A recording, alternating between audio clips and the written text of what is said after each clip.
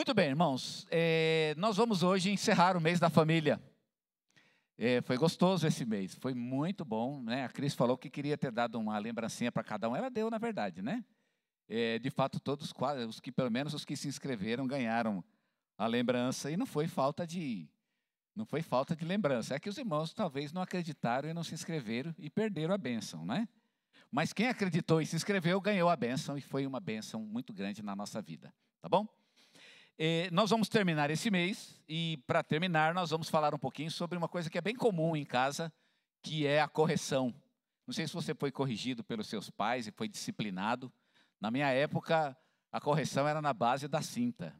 Não sei como é que foi, né? Talvez na sua época, você já nasceu numa época privilegiada, onde o pai que bate de cinta, ele é perigoso até ir preso hoje em dia, né? No meu tempo, isso não era um problema nenhum, era até uma coisa desejada, inclusive. E um pai que fazia isso, ele era até um bom pai. Hoje em dia, ele é um pai bem ruim, se ele faz isso. Não sei ainda se isso é bom ou ruim, mas não compete hoje falar sobre isso. Mas quero pensar um pouquinho sobre essa história da correção. Mas não a correção que o pai ou a mãe faz para os seus filhos, mas aquela que Deus faz por nós. A lei da palmada, aqui no Brasil, existe a lei da palmada. Deus, ele não tem esse negócio de lei da palmada, não. Parece que Deus não respeita essa lei, porque de vez em quando ele realmente não poupa algumas palmadas, e são bem doloridas, muitas vezes. E eu quero falar um pouquinho sobre esses momentos onde Deus nos repreende, e para isso a gente vai ler o texto de Hebreus, capítulo 12. Hebreus 12, a gente vai ler dos versos 5 até o verso 11. Hebreus 12, versículos 5 a 11, é o texto que vamos ler nessa noite, para meditarmos um instante na palavra do Senhor. Enquanto os irmãos estão encontrando o texto aí, só dar um recadinho sobre a minha esposa. Eu tinha falado hoje de manhã que ela não estava bem. De fato, a gente passou a noite lá no médico, e agora de manhã a gente voltou para lá. E não sabemos exatamente o que é ainda. O médico propôs que ela ficasse internada, mas ela não quis ficar de jeito nenhum. Então, ele apostou algum problema, alguma disfunção digestiva, e aí a gente está medicando, e graças a Deus, parece que está melhorando. Então, orem por nós, esperamos em Deus que não há de ser nada mais grave do que isso, tá bom? Vamos então ler o texto. Eu tinha dito para os irmãos que vamos ler Hebreus capítulo 12, versículos 5 a 11, é o que diz a palavra do Senhor. E estáis esquecidos da exortação, que, como a filhos, discorre convosco. Filho meu, não menosprezes a correção que vem do Senhor, nem desmaies por ele, quando por ele é reprovado, porque o Senhor corrige a quem ama, e açoita a todo filho a quem recebe. É para a disciplina que perseverais. Deus vos trata como filhos, pois que filho há que o pai não corrige?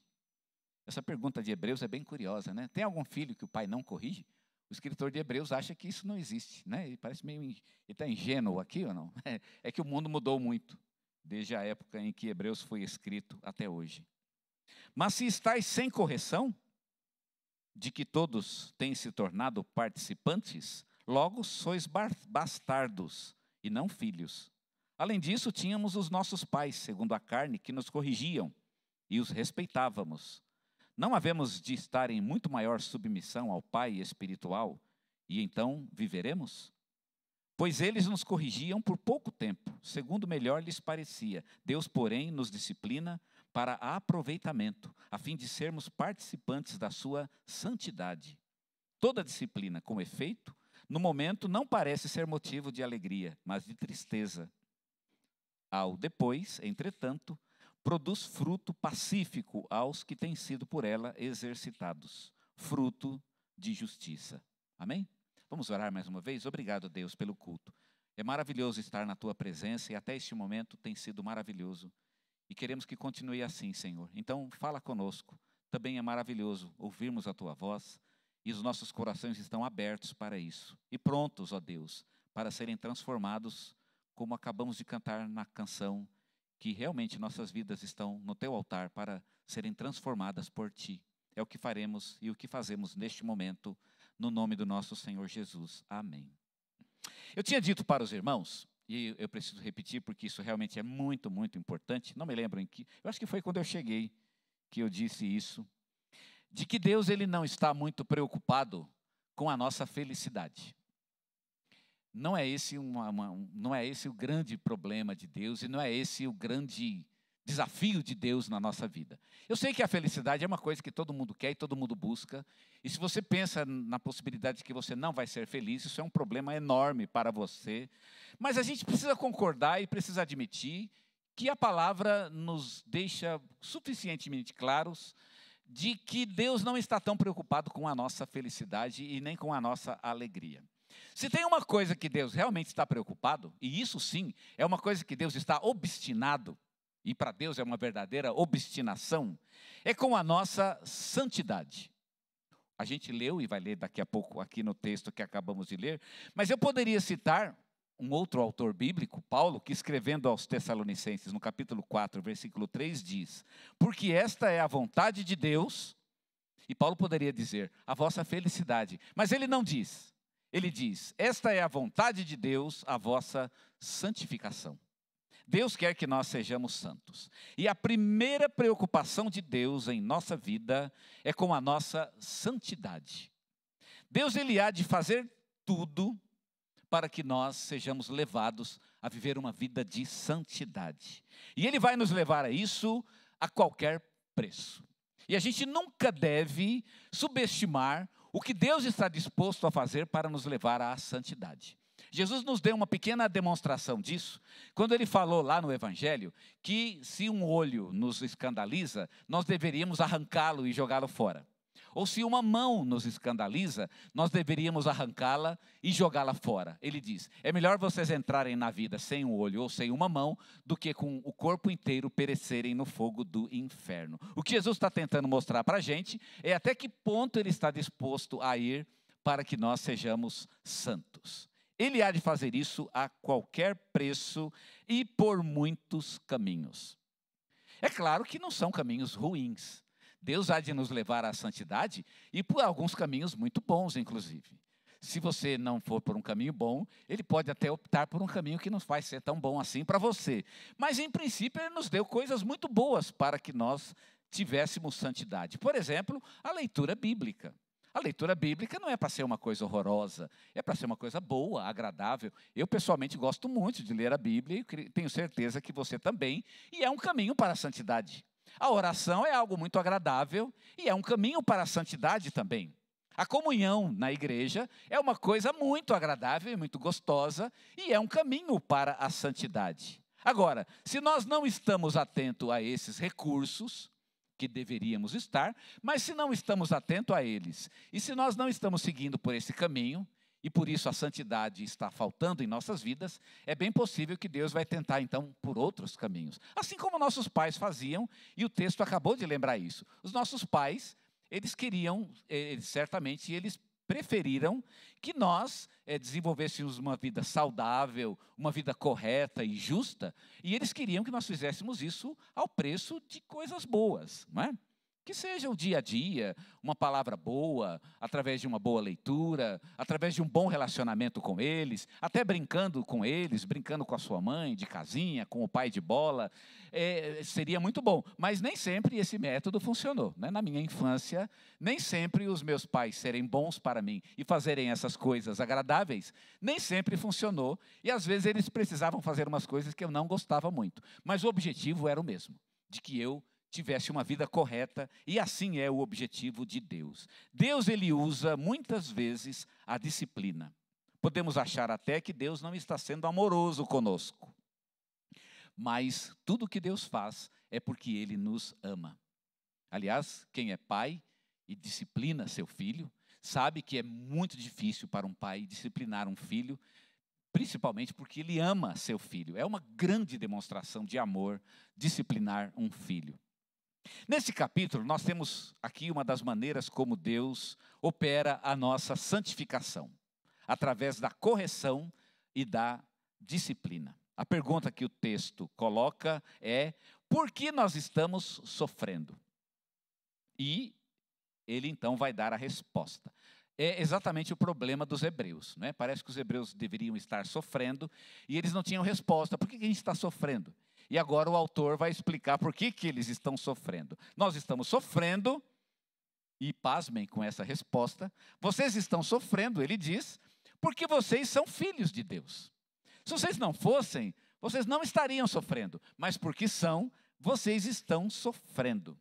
Por quê? Porque Deus está fazendo algo que talvez não seja muito alegre para vocês, mas que é para o bem de vocês. É para o bem de vocês. Deus está fazendo isso para o nosso bem, é o que o texto diz. Todos os pais dignos e corretos corrigem os seus filhos. E se nós não somos obedientes, nós também podemos esperar a correção de Deus. Quem não aceita a correção de um pai não é filho. E quem não aceita a correção de Deus, esse é o argumento do texto, não é um filho de Deus. É típico de um filho de Deus que ele aceite a correção.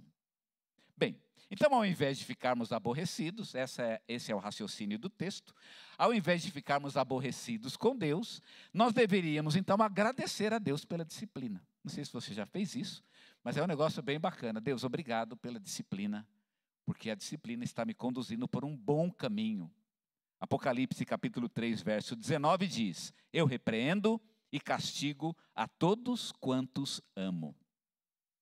A repreensão de Deus é um dos sinais do seu amor. Amós capítulo 3, versículo 2 diz, de todas as famílias da terra, a vós somente conheci. Portanto, todas as vossas injustiças visitarei sobre vós. Esse texto é muito interessante porque ele mostra um contraste, né? Muito agudo da maneira como Deus age. Ele diz, eu só conheço vocês, eu não conheço nenhuma outra família, só vocês. Vocês são meus queridos. E é por isso que eu vou castigar todas as injustiças de vocês. Não é interessante? Na verdade, ele está dizendo a mesma coisa que Paulo ou que João tinha dito lá em Apocalipse. É que Deus repreende e ele castiga a todos quantos ama. Correção e castigo. O que Deus faz, portanto, é uma correção. E vejam aqui a palavra correção. Tem algo que tem que ser corrigido. Se não for corrigido, alguma coisa de ruim vai acontecer. Seu carro está com o motor batendo, você tem que parar e corrigir o erro, não é assim? Se você não corrigir, em algum momento alguma coisa muito ruim vai acontecer. E você sabe que é algo bem ruim mesmo. É assim a maneira como Deus age. Em algum momento ele corrige e coloca de novo no caminho certo, porque ele acha que é assim que tem que ser feito. E como eu disse para vocês, nós não devemos subestimar o que Deus está disposto a fazer para nos corrigir. Há pessoas que Deus, inclusive, leva a sua própria vida. Eu próprio vi isso, né? Eu me lembro até hoje, eu morava na casa dos meus pais, num período muito difícil da minha vida, e aí eu me lembro que eu estava deitado no sofá e meu pai conversava com uma pessoa na cozinha. E eu não deveria, mas eu estava ouvindo a conversa, e ele falava sobre seus problemas com tentação sexual. E o meu pai, eu falava com ele a respeito disso, e ele disse para o meu pai, olha, meu pai era o líder da congregação na época. Ele disse, eu não consigo, irmão, eu não consigo. E meu pai é amoroso, mas irmão, é assim, e no fim ele insistia muito nesse ponto. Eu queria dormir, mas também queria ver que fim ia dar essa conversa, não é? E enfim ele disse, irmão, olha, realmente eu não vou conseguir. E o meu pai disse, meu irmão, então vou dizer uma coisa, se o irmão é realmente um servo de Deus, é um filho de Deus, e o irmão não consegue de jeito nenhum, e chegou a essa conclusão, então o irmão, não tenha dúvida, Deus vai levar o irmão. Porque esse irmão não pode viver uma vida de santidade neste mundo, então Deus vai tirá-lo deste mundo. Irmãos, foi uma coisa impressionante. Cerca de um mês depois, esse homem morreu. E não foi nem de doença nada, ele realmente morreu, foi atropelado, uma coisa assim, e teve um acidente e ele morreu. Deus, ele há de fazer qualquer negócio para que nós vivamos uma vida de santidade, e a gente nunca deve brincar com isso. Até onde Deus vai? Não brinque com isso. Bem, como é que Deus nos corrige? Eu quero hoje mostrar 3 maneiras como Deus nos corrige. Mais ou menos como os nossos pais, ele, portanto, nos corrige de 3 maneiras. Primeiro, ele nos corrige através das circunstâncias. E é por isso que nós devemos ficar atentos às circunstâncias de nossa vida. O que está acontecendo na tua vida e que está, de fato, muito difícil? Pode ser uma correção de Deus. Por exemplo, uma perda financeira. Pode ser uma correção de Deus, uma mudança de posição material ou social. Você antes estava no topo da pirâmide e agora você está na base dela. Isso pode ser. Deus pode usar uma pessoa que não larga do meu pé, não sai da minha vida e que está me prejudicando e eu não consigo me livrar dessa pessoa. Deus pode usar. Ele pode usar uma perseguição. Isso pode acontecer. Deus pode usar, por exemplo, uma doença. Não estamos dizendo aqui que esses eventos de nossa vida são castigos de Deus. Alguns, é claro que não são. Mas, se você estiver passando por situações como essa, um dos elementos de nossa oração deve ser: Deus, me ajude a entender este momento. E é sempre de bom alvitre, não é? É sempre de boa educação perguntar a Deus: Deus, será que isso está acontecendo porque eu fiz algo que te desagrada? E Deus vai responder no seu coração: não, de forma alguma, é algo que você tem que passar por tal e tal motivo, mas nós vamos vencer. Ou então, de fato, você realmente está merecendo isso, e realmente eu estou fazendo isso para colocar você de volta no caminho. O fato é que há muitas maneiras como Deus pode nos repreender, e nós precisamos estar atentos a esses detalhes de nossa vida. Por exemplo, em 1 Coríntios, Paulo diz que antes de tomar a ceia do Senhor, as pessoas devem examinar a si mesmas. O descuido com as suas vidas espirituais estava levando os crentes de Corinto a ficarem doentes. Porque eles não estavam discernindo, diz o texto, o corpo e o sangue de Jesus. E Paulo escreve aos Coríntios dizendo isso. Por causa disso, ele diz, existem entre vocês muitos fracos e também muitos enfermos. O texto diz literalmente assim: porque o que come e bebe indignamente, referindo-se à ceia do Senhor, come e bebe para sua própria condenação, não discernindo o corpo do Senhor. Por causa disso, há entre vós muitos fracos e doentes, e muitos que dormem. A expressão muitos que dormem, os fracos e doentes eu entendi bem, mas eu fiquei com certo medo de que muitos que dormem signifique que as pessoas estavam morrendo, porque não estavam respeitando a ceia do Senhor. A gente pode até pensar que seja isso mesmo, né? Há várias interpretações, alguns falam que eles dormem espiritualmente, mas é possível que Paulo esteja dizendo que dormem, porque Paulo inclusive já disse isso em outras ocasiões, que dormir significa de fato morrer, de que as pessoas estavam até morrendo, e o que fica para a gente aqui é que um problema dos coríntios estava levando Deus a corrigir a igreja dessa forma. Alguns estavam fracos, alguns estavam doentes, e alguns estavam morrendo. Vejam que foi uma disciplina, e que Paulo, com a sua visão profética, ele consegue discernir esse momento, essa maneira de Deus agir na vida da igreja. Hebreus, que nós acabamos de ler, fala de perseguições. A igreja dos Hebreus estava sendo perseguida como uma forma de disciplina da parte de Deus, e o que nós lemos hoje foi exatamente isso. Os cristãos perguntavam: por que estamos sendo perseguidos? E agora o escritor aos Hebreus diz: vocês estão sendo disciplinados por Deus, porque Deus ama vocês e vocês são filhos dele. A gente tem que examinar as circunstâncias. Será que elas vão nos dizer algo sobre a maneira como Deus está nos disciplinando? Então, se você passa por um momento muito difícil, é sempre bom perguntar a Deus, a não ser que você já tenha certeza do que está acontecendo, mas se você não tem, pergunte a Deus: Deus, será que o Senhor está me disciplinando? O Senhor está triste comigo de alguma forma? E Deus há de responder em seu coração. As circunstâncias são uma das maneiras como Deus nos disciplina. A segunda maneira como Deus nos disciplina é através do seu afastamento. Ele não anda muito perto de nós, ele fica um pouco distante de nós. Esse é o tema do livro de Jó. Deus parece que se afastou um pouco de Jó.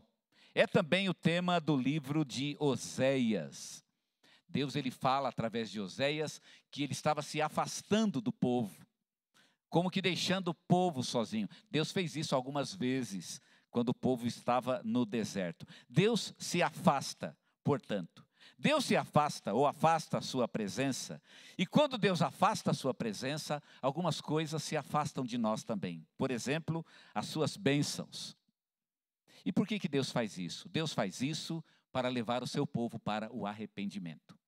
Às vezes um afastamento de Deus, ele serve exatamente para isso, para nos levar ao arrependimento. Uma das coisas que o verdadeiro filho de Deus sente quando ele percebe que Deus está meio afastado dele, Deus nunca nos abandona, mas quando ele se afasta um pouco de nós, uma das coisas que acontece conosco é que nós começamos a ter saudade de Deus. Que saudade! Quando eu abria a palavra e aquilo ardia no meu coração. Quando eu me ajoelhava em oração e aquilo trazia lágrimas aos meus olhos. A gente fica com saudade daquela presença querida e amada de Deus. E é exatamente esse o objetivo de Deus. É exatamente nos fazer sentir saudade dEle. Algumas mulheres e alguns maridos às vezes fazem isso, né? Eles dão um gelo. Espero que você não faça isso, porque é uma coisa muito ruim de se fazer, né? Deus já faz isso e já é sofrido o suficiente. Dá um gelo que é para ele ou ela dar valor. Já viu isso ou não? Não, eu vou dar um gelo que é para dar valor, né? Está muito folgado esse homem, e aí a mulher dá um gelo nele. Bem, não estamos aqui para discutir hoje a questão conjugal, mas Deus, ele realmente faz isso. Deus, às vezes, ele dá um gelo. E é exatamente isso que o escritor de Hebreus está dizendo para as pessoas. Deus está fazendo isso porque Ele está corrigindo vocês. Ele não abandonou vocês. Ele está no controle da situação, mas o afastamento, de fato, é uma das maneiras como Deus nos corrige. Por que Deus nos corrige? Nós já respondemos a essa pergunta. Ele nos corrige porque Ele nos ama. No versículo 6, o escritor aos Hebreus tinha dito: porque o Senhor corrige a quem ama e açoita a todo filho a quem recebe. Deus corrige aquele que ama. O cristão, ele não desanima, porque essa correção de Deus, ele sabe, faz parte do seu desenvolvimento. E faz parte do seu progresso na direção de uma vida de santidade. Se Deus quer que sejamos santos, então a gente aceita a maneira como Ele trabalha em nossas vidas para nos levar à santidade. Bem, eu quero dizer duas coisas antes de encerrar essa mensagem. Primeira é de que existem imperfeições em nós que precisam ser corrigidas. Irmãos, ninguém é perfeito. Aqui eu não estou dizendo, mas eu estou passando por esse momento e os outros não, então eu sou pior do que todo mundo já passou, passa e vai passar por isso. Então ninguém é pior do que ninguém. Todos nós temos imperfeições e todos nós precisamos ser corrigidos. Orgulho espiritual, por exemplo, é algo pelo qual que todos nós incorremos. Aliás, o orgulho espiritual é um dos sintomas, não é? É uma das questões que aparecem em nossa vida, exatamente quando estamos na fase áurea com Deus. Quando você abre a Bíblia e Deus responde, quando você ora e Deus, né? Eu já passei por fases como essa, de estar muito bem com Deus, de estar orando e sentindo mesmo a presença de Deus, e conversar com alguém que está naquele bife, que não está ligando para nada, e você então condena a pessoa. Mas como é que mas olha só, né? E olha de cara feia para as pessoas, julgando o seu irmão, porque você acha que está bem com Deus, e aí criticando o outro, porque você acha que o outro não está. Pois muito bem, cuidado. Deus pode mostrar que o negócio não é bem assim, né? Você é tão dependente de Deus quanto Ele e precisa de humildade na presença de Deus e receber os seus irmãos com amor, porque todos nós precisamos fazer isso. Orgulho espiritual, autoconfiança. A gente anda num período bem com Deus e começa a ficar autoconfiante. Não, é só clamar que Deus está lá, não é? Aí você chega lá, não, deixa comigo. E aí esse negócio do deixa comigo, olha o perigo, não é verdade? Manter a humildade na presença. Não, eu como todos os irmãos precisamos de Deus, precisamos caminhar com Ele com humildade. É preciso tomar cuidado com o excesso de confiança, as tentações deste mundo. Muitas pessoas caíram no seu melhor momento, não é assim? Nós temos histórias de pastores e muitas vezes cristãos na igreja que viviam o seu melhor momento espiritual, o ministério bem desenvolvido, um trabalho bem feito para o Senhor, e foi nesse momento que Satanás o tentou, porque ele estava distraído, ele estava na crista da onda. E aí é como se você está ganhando a corrida, não é? Quem está ganhando a corrida, às vezes pode se permitir ficar distraído. Não, se você está ganhando, você tem que ainda concentrar ainda mais a sua atenção. Irmãos, estarmos na crista da onda pode nos deixar distraídos, displicentes, E as tentações deste mundo podem nos tirar da presença do Senhor. Elas podem nos fazer cair. Lá no Salmo 119, versículo 71 diz: foi-me bom ter sido afligido para que aprendesse os teus estatutos. Olha que coisa bonita. O próprio salmista reconhece: eu fui afligido, mas isso foi bom, porque através da minha aflição eu aprendi os teus estatutos. Segunda coisa que eu quero destacar, e quero terminar com essa, para nos ensinar coisas positivas. Todos nós precisamos aprender coisas positivas, e a correção serve para isso. O que significa isso? Significa desenvolver o fruto do Espírito: o amor, a alegria, a paz, a longanimidade e etc. Deus quer desenvolver coisas positivas em nós. E muitas vezes a disciplina é exatamente para isso, para que possamos desenvolver essas características positivas. Como fruto do Espírito se desenvolve na vida prática, apenas o ensino da Bíblia muitas vezes não será suficiente. Você vai ter que praticar o ensino na sua própria vida. É que nem aprender a nadar. É interessante isso, né? O meu cunhado, ele foi professor de educação física no Exército. E ele tinha lá na estante um livro de natação. Eu achei engraçado, nunca li, né? E acho que nunca vou ler também. Mas está lá. Existe livro sobre natação, por incrível que pareça, né? Um livro só, olha que coisa. Irmão, lê o livro e pula na água para ver o que vai acontecer. O que você acha que vai acontecer? Não é? É bom ler o livro. Mas você só vai aprender a nadar se você pular na água. A vida com Deus é assim. Nós precisamos ler a palavra. E a palavra tem os princípios preciosos que vão nos ajudar a viver na nossa vida. Mas nós precisamos do embate da vida. O princípio precisa ser testado na vida. Se você leu sobre o perdão, você vai precisar que alguém te obrigue a perdoar. Eu quero ler, mas não quero saber esse negócio na prática, não é? Não, eu li sobre o perdão, aprendi sobre o perdão, e agora vamos vivê-lo na prática. Alguém vai chegar na minha frente e vai me ofender, e eu vou ser obrigado a perdoar essa pessoa. Eu preciso viver o princípio na prática, e é por isso que Deus nos disciplina. E Deus, então, trabalha em nossas vidas para que nós possamos fazer uma espécie de treinamento prático daquilo que nós aprendemos na sua palavra. Existem muitas coisas que Deus quer desenvolver em nossas vidas. Eu quero destacar aqui três qualidades que são muitíssimo importantes para as nossas vidas e que só podem ser desenvolvidas no embate com este mundo, com as pessoas e com nossas próprias inclinações carnais. A primeira delas é a humildade. Uma difícil característica que todos nós nos batemos com ela, todos nós. De vez em quando somos desafiados com o orgulho. O orgulho tem destruído casamentos, tem dividido famílias, e nós precisamos desenvolver a humildade. E só podemos desenvolver a humildade no embate com a vida. É uma das principais características do próprio Jesus Cristo. E muitas vezes o fracasso nos torna mais humildes.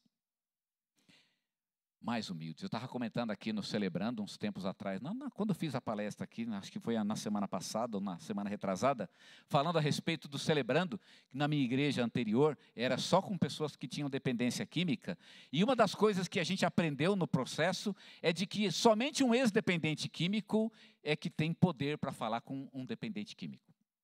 Eu posso falar, e eu falava mesmo, chegava muita gente. E eu, como pastor, ia lá, cumprimentava, como você está, como é que não é.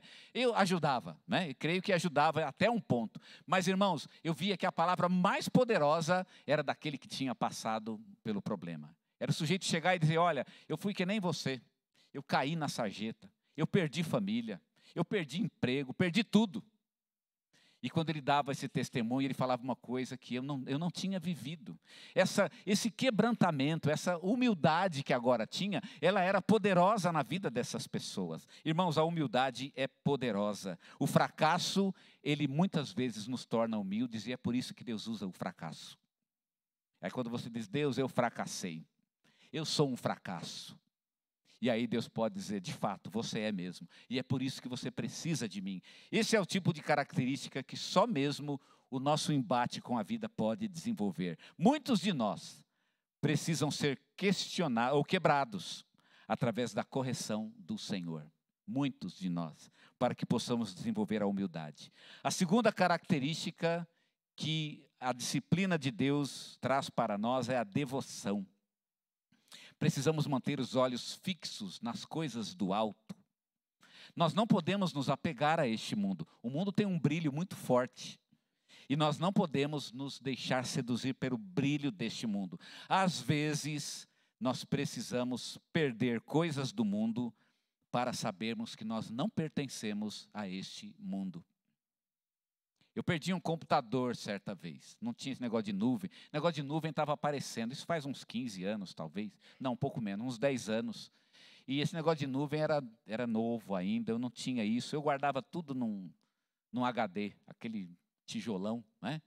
E estava o computador e o HD no carro. E aí levaram o meu carro. E levaram junto o computador. E levaram junto o meu HD. E eu tinha nessa época ali uns 25 anos já de ministério. E todos, irmãos, todos os estudos que eu tinha feito durante toda a minha vida estavam ali. E aí foi tudo embora. O carro eu achei, mas eu estava mesmo preocupado, era com o computador. Esse, claro, eu nunca mais encontrei. Os estudos que hoje eu faço, eles são alguns que eu encontrei, fui buscar lá nos meus papéis, achei algumas mensagens antigas e juntei algumas. E fiquei com um monte de papel amarelado lá. Era o que eu tinha, e é o que eu tenho até hoje, inclusive. De vez em quando eu vou lá, mas é muito pouco. As milhares de mensagens que eu tinha feito foram todas embora. Tive que reestudar tudo de novo. E eu aprendi uma lição.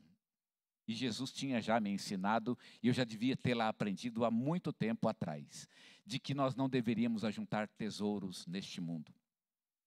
E eu aprendi uma lição importante. Nem tesouros intelectuais valem a pena. Nem os intelectuais. É melhor você guarde no coração, né? Aquilo que Deus colocou no meu coração, aquilo ninguém pode roubar. Mas aquele monte de arquivo pode ser roubado. Olhos fixos nas coisas do alto.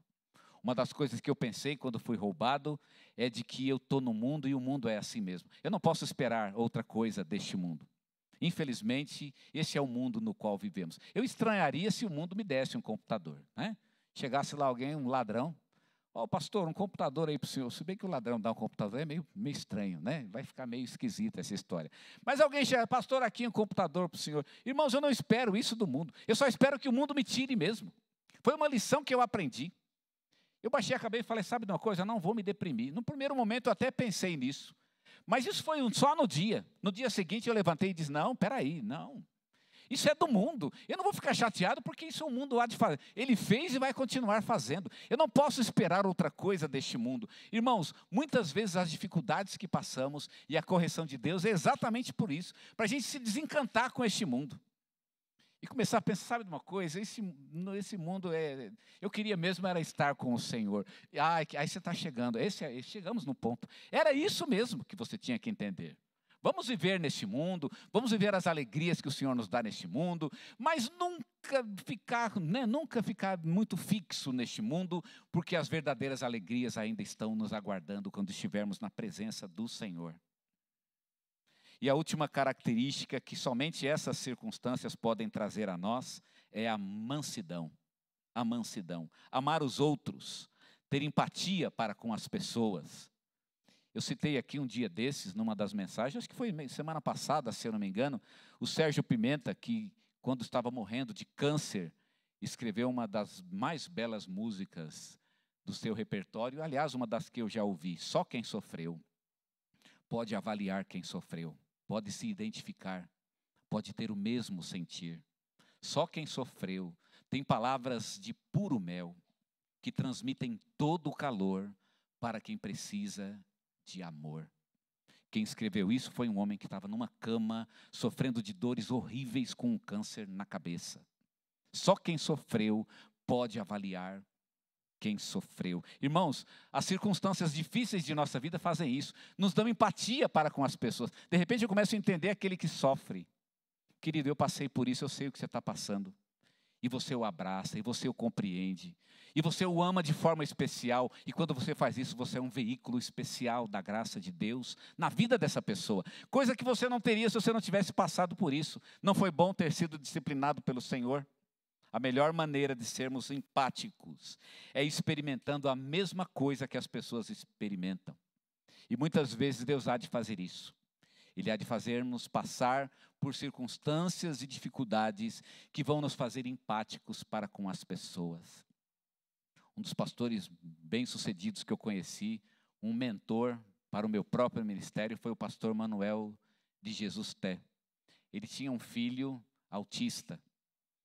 E um dos segredos, ele compartilhou certa vez com os alunos, um dos segredos que ele acredita ter sido para ter sido um evangelista como foi, e trazer tantas pessoas aos pés de Jesus, ele diz, é que eu sei o que Deus sentiu quando ele perdeu um filho.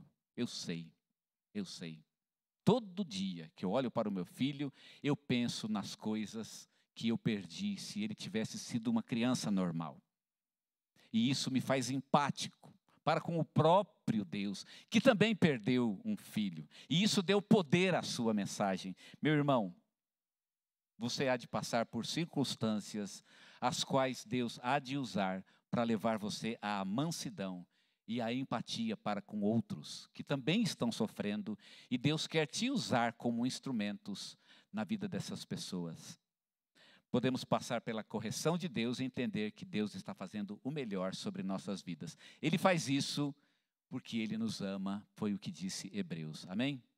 Abaixa a tua cabeça, quero orar contigo. Se você é corrigido por Deus, então você pode agradecer a Deus por isso. Deus está fazendo o bem em tua vida, o melhor. Você pode se render ao Senhor e deixar que Ele faça a obra dEle em tua vida. Deus jamais esqueceu de nós. Deus jamais nos abandonou. Ele tem o controle total e absoluto sobre todas as circunstâncias. E podemos crer e confiar nele. Se é pecado, Deus está corrigindo. Se não é pecado, amém. Então Ele continua contigo, Ele está perto, Ele há de falar ao teu coração. Mas qualquer que seja a circunstância, é impossível que Deus nos abandone. É impossível que Deus nos deixe. Deus está conosco, Ele nos ama. E mesmo quando Ele parece distante, e se Ele está nos corrigindo, Ele de fato pode se afastar um pouco de nós e nos deixar sozinhos em algum momento. Mas isso é exatamente para que nós possamos valorizar a presença dEle, para que possamos nos decepcionar com as coisas deste mundo, nos decepcionar com as alegrias deste mundo. E eu fico pensando quantos de nós ainda precisam se decepcionar com as alegrias deste mundo. Ainda está muito folgado neste mundo. Eu vejo que muito crente colocou uma rede neste mundo e se deitou na rede e está lá belo e folgado, achando que esse mundo é o seu lugar de descanso. Meu irmão, esse aqui não é o nosso lugar de descanso. Desfrute das bênçãos que Deus te deu, mas lembre-se sempre, são coisas deste mundo, hão de ficar no mundo. As verdadeiras alegrias são aquelas que Deus coloca no teu coração, através do Espírito Santo que habita em você. E você pode se render ao Senhor, entregar a vida a Ele, deixar que Ele cuide de você. Deus tem o melhor para você. Você pode se render a Ele. Você pode ficar até feliz, como diz o texto, porque se Deus te corrige é porque você é um filho dEle. E você pode dizer a Ele: Deus, obrigado por me corrigir. Obrigado por desenvolver na minha vida a santidade, Senhor. Obrigado pelo nojo que o Senhor coloca, que eu tenho por este mundo, ó Deus, pela corrupção, pela maldade e até mesmo pelas alegrias materiais e passageiras deste mundo. Eu quero de fato o Senhor. Obrigado porque o Senhor está me ensinando isso. O Senhor é o meu tesouro. O Senhor é o meu valor. O Senhor é a minha alegria. E meu irmão, deixa eu dizer uma coisa importantíssima. Se Deus não é a tua alegria neste mundo, independente do dinheiro, independente da posição, independente de qualquer outra coisa, se Deus não é a tua alegria, o que é que vai ser a tua alegria? O quê?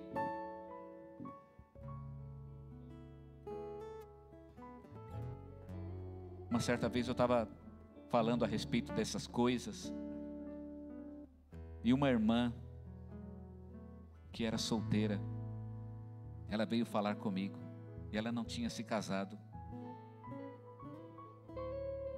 E ela disse: pastor, é fácil do senhor falar isso, porque o senhor se casou e tem uma família, mas eu nunca me casei. Irmãos, eu disse a ela: irmã, quem sou eu para julgá-la? Mas se Deus não é a alegria da tua vida, você acha que um marido vai ser? Se Deus não é alegria e não satisfaz o teu coração, você acha que uma família vai fazer isso? Uma família vai fazer você feliz de fato? Será que alguém pode fazer isso? Irmão, ninguém pode fazer ninguém feliz. A felicidade é Deus. A felicidade é o Espírito que habita em nós, e Deus há de nos levar a isso. Há um momento, uma condição em que nós vamos deixar tudo de lado. Deus, esse mundo realmente não presta. Esse mundo realmente é um lugar de sofrimento. Esse mundo está longe mesmo do Senhor. Eu quero o Senhor. E nós vamos olhar fixamente para Ele. E vamos desfrutar da presença dEle. E vamos querer Deus acima de tudo. Alegre-se com Deus, se Ele te fez desprezar essa vida, porque de fato essa vida é para ser desprezada. Para que possamos nos concentrar naquilo que realmente é de Deus. E assim Deus pode nos usar para sermos realmente objetos de transformação neste mundo. Instrumentos que vão glorificá-lo. Agradeça a Deus pela dificuldade. Agradeça pela luta. Porque ela vai te fazer melhor. Ela vai te tornar um melhor filho de Deus. Ela vai te dar humildade, amor, mansidão, empatia, devoção. Deus, eu coloco agora meus irmãos diante do Senhor, e a minha vida está diante de Ti, Senhor. Obrigado pelos momentos em que o Senhor nos fez chegar em situações e circunstâncias em que nós começamos a desprezar este mundo, Senhor.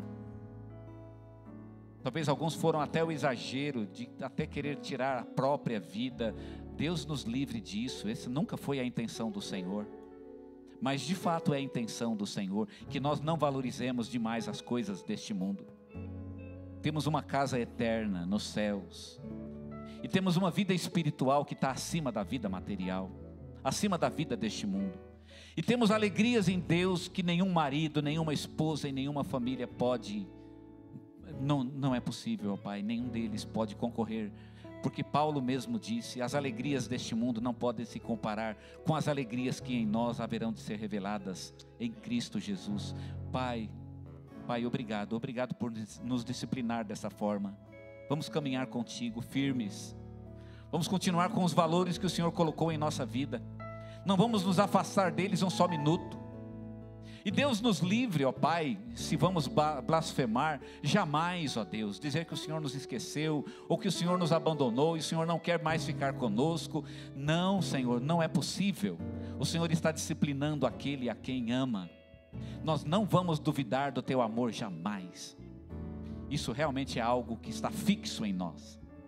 E vamos permanecer nisso, Senhor, para a Tua glória. Eu peço assim, no nome amado do Senhor Jesus, aquele que vive e reina para sempre. Amém, Senhor. Amém.